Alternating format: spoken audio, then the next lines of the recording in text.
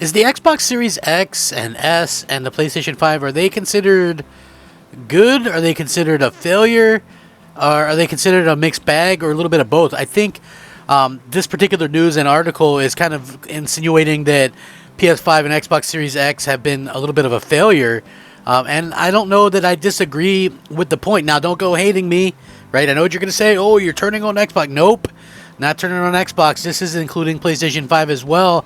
And I just think it's a very interesting take to have. So, again, it's strange to me that we are in year 3 of these new consoles. It doesn't feel like year 3, does it? It's crazy. But according to this, the PlayStation 5, Xbox Series X are branded as failures because more last-gen ports have been announced. Now, you might have missed this news, but it was very interesting that some have slated that the current generation of consoles are a failure in light of more previous-gen ports being announced.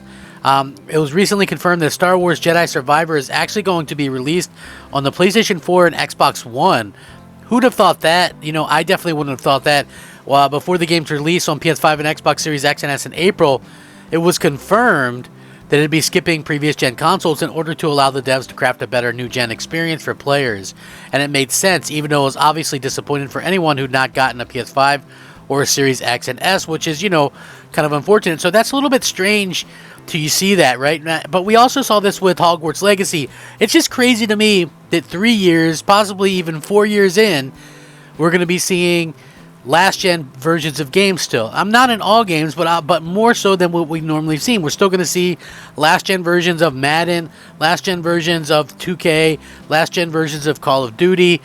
To me, this is kind of crazy and a little bit unprecedented, and it does maybe speak volumes that even though, like, say, PS5 has a lot of sales with 40 million and whatever Xbox is at, maybe it's not driving home the sales in terms of the games as much as people thought. In particular, this is a weird situation because technically and usually EA will put their games in EA Play a year after release. Meaning, I guess, what if you were an EA Play subscriber and you were still on an Xbox One or PS5? Would you get the game for free at that point? Would you still have to buy it? Like, it's a sort of a strange situation. Would only the Xbox Series X and S and PS5 versions be in there? I don't know. But Jedi Survivor PS4 and Xbox One ports are currently in the early stages of development, so it's not known how long it'll take before it releases. However, all in all, it sounds like it's going to be sort of a win for everyone. Respawn Entertainment was able to fully focus on optimizing the title for new-gen consoles prior to its initial release, and now that it's done, the team can make sure that even more people can experience the game's latest release. Now, not everyone is happy with this news for whatever reason. Following the announcements, a number of gamers have been expressing their frustration at the state of the current console generation on Twitter. According to someone, they said, "We absolutely have to admit the current console generation is a failure." Others feel the same. "Thank you. 3 years in and still barely any games take advantage of current gen capabilities. They raised the cost of the games too. Biggest scam ever," according to another person. "Part of the problem is with each successful generation, there's diminishing returns on things like graphics too.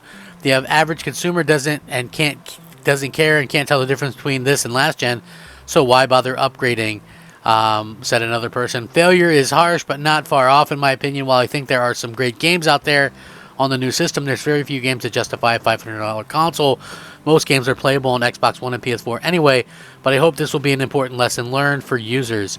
So it's fair to say that the number of games actually exclusive to new-gen system is pretty small, although it's starting to grow later this year. Obviously, we're going to have Spider-Man 2 on the PS5.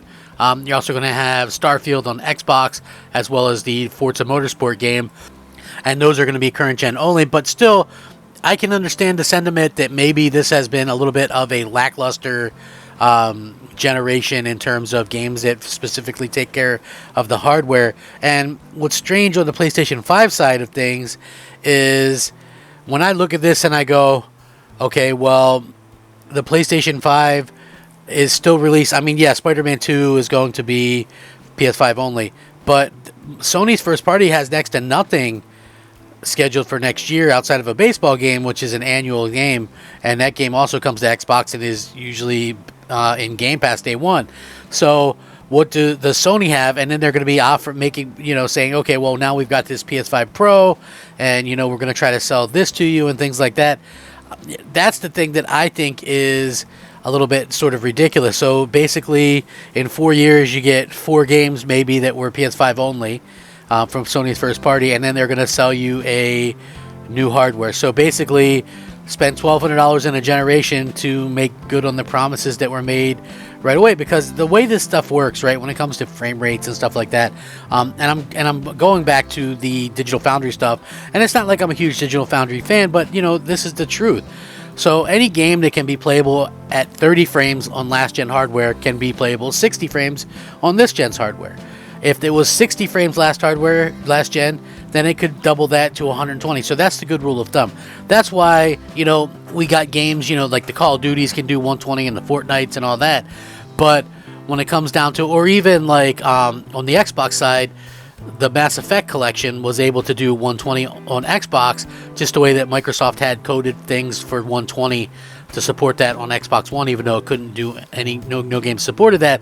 But it meant that in the building process, you could do that. So that's why, like Mass Effect, for instance, was 120 frames on Xbox Series X and S, but could only max out at 60 on the PS5.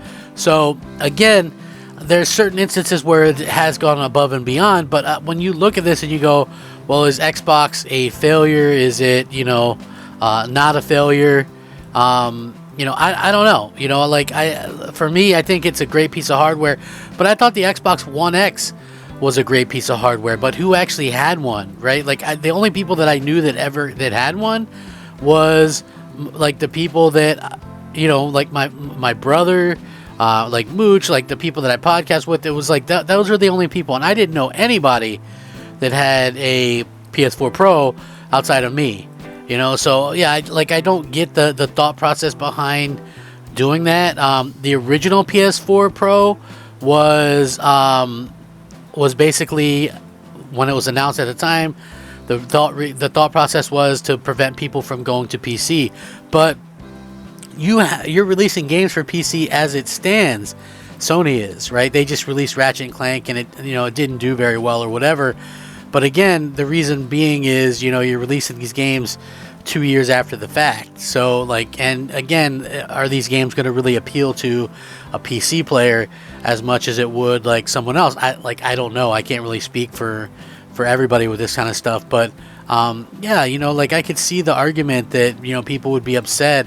And to be quite honest about it, I don't want to see a situation where us as gamers get, you know, where gaming hurts itself, because I could see that sort of happening a little bit. If you go back, like, listen, I wasn't very old during the video game crash of the 80s, you know, but the funny part is that, you know, one of the reasons why it crashed was you had all the software and no way to tell if something was good or not. You know, it was like people were flooding the market with stuff. So now it's like they raise the prices of all this stuff, get this new console, and then 3 years later get another new console, and then we'll finally start putting stuff out specifically only for that. So yeah, I don't get it. I don't know. What do you guys think though? Sound off, rate, comment, subscribe. Thanks for watching. I'm Crap Gamer, and this is Crap Gamer Reviews. Rack 'em up. Crap Gamer out.